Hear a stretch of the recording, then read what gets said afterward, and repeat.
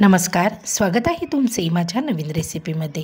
कारल्याची भाजी म्हटली का सगळेच नाक मुरडतात, पण जर तुम्ही अशा पद्धतीने कारल्याची भाजी बनवली तर सगळेच आवडीने खातील।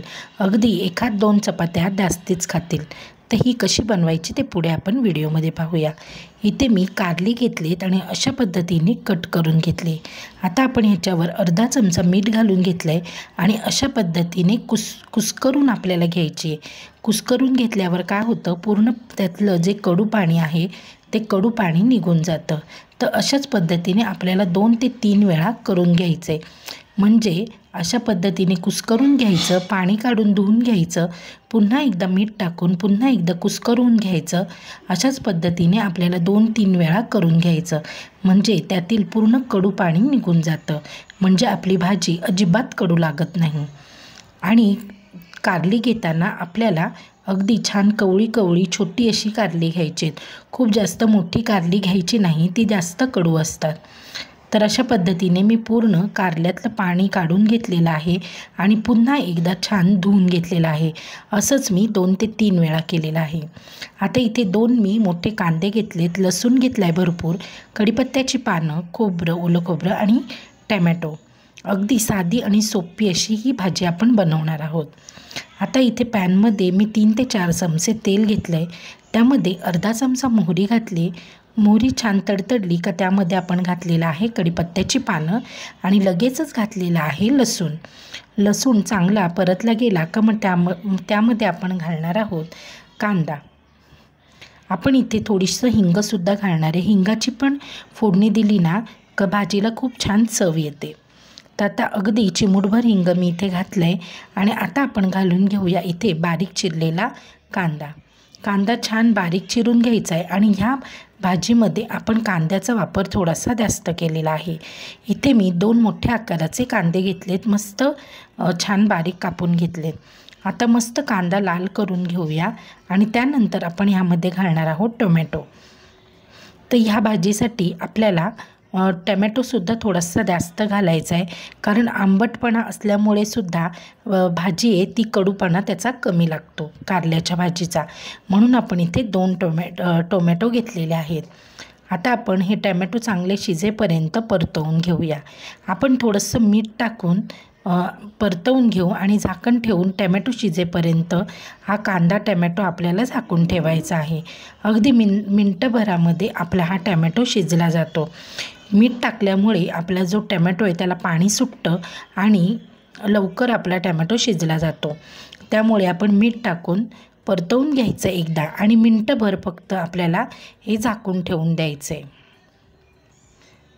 आता तुम्ही जर माझ्या चॅनलला सबस्क्राईब केले नसेल तर माझ्या चॅनलला सबस्क्राईब करा, लाईक करा आणि शेअर करा। आता आपण हे उघडून बघूया की टमॅटो शिजलाय की नाही ते। तर आता मी पॅनवरचं झाकण काढून घेतलं आहे आणि बघितलं आहे आणि टमॅटोसुद्धा छान शिजलेला आहे।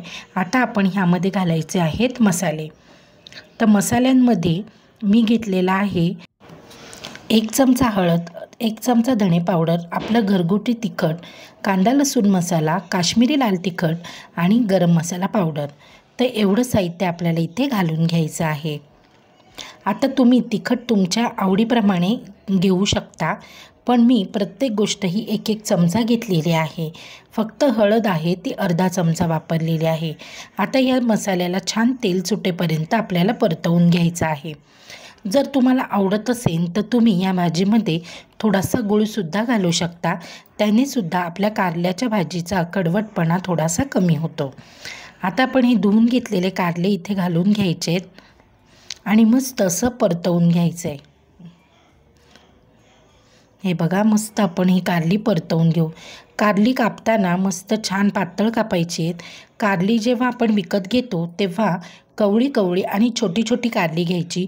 खूप जास्त मोठी जर कारली असतील तर ती खूप जास्त कडू असतात, त्यामुळे कारली घेताना ही छान कवळी कारली बघून घ्यायची, म्हणजे त्याचा कडवटपणा कमी असतो आणि भाजीसुद्धा जास्त कडू होत नाही। आता मस्त असं परतवून घेऊया, चवीपुरतं मीठ घालून घेऊया आणि थोडंसं आपल्याला पाणी घालायचं आहे।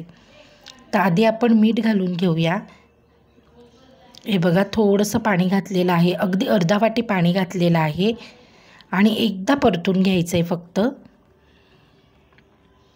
हे बघा. आणि झाकण ठेवून आपल्याला ही भाजी चांगली शिजवून घ्यायची आहे.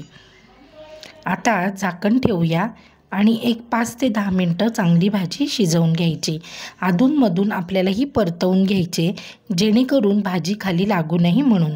तर आता मी एकदा ही परतवून घेते आणि पुन्हा झाकण ठेवून एक 5 मिनटं आपण भाजी शिजवून घेऊया, कारण अजून ही कारली जी आहे ती शिजलेली नाही आहे.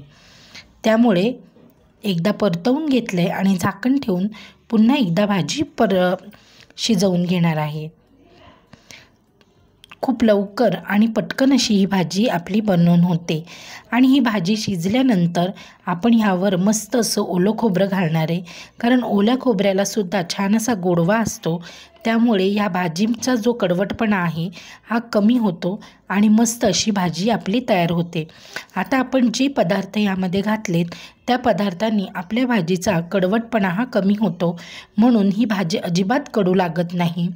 फक्त काही आपण टिप्स सांगितल्या तेवढ्या जर लक्षात ठेवल्या तर आपली जी कारल्याची भाजी आहे ही अजिबात कडू होत नाही आणि मस्त अशी कारल्याची भाजी लागते. तर आता मी इथे मस्त ओलं खोबरं घालून घेतलं आहे. ओलं खोबरं घालताना थोडंसं जास्त घातलं आहे, तुम्हाला दिसतच असेल का मी ओलं खोबरं थोडंसं जास्त घातलं आहे, कारण ओल्या खोबऱ्याला स्वतःचा असा गोडवा असतो. त्या गोडवा आणि ओल्या खोबऱ्यामुळे आपली भाजी अजिबात कडू होत नाही. त्यामुळे आपण इथे भरपूर असं ओलं खोबरं घातलेलं आहे. खूप सुंदर आणि छान अशी ही भाजी होते. नक्कीच तुमची मुलं डब्बा संपवून तर येतीलच, शिवाय 2 चपात्या एक्स्ट्रा खातील इतकी ही भाजी छान होते. चला तर मग तुम्हाला जर माझी ही रेसिपी आवडली असेल तर पुढच्या वेळेला नक्की माझी रेसिपी पहा आणि लाईक, शेअर, सबस्क्राईब करायला विसरू नका आणि बेल आयकॉन दाबायला पण विसरू नका. चला तर मग पुन्हा भेटूया आपल्या पुढच्या रेसिपीमध्ये. आणि अजून कोणत्या रेसिपी हव्या असतील तर मला नक्की कमेंटमध्ये सांगा, त्यासुद्धा बनवण्याचा मी नक्की प्रयत्न करेन. चला तर मग आता आपण पुन्हा भेटूया आपल्या पुढच्या व्हिडिओमध्ये. Bye bye.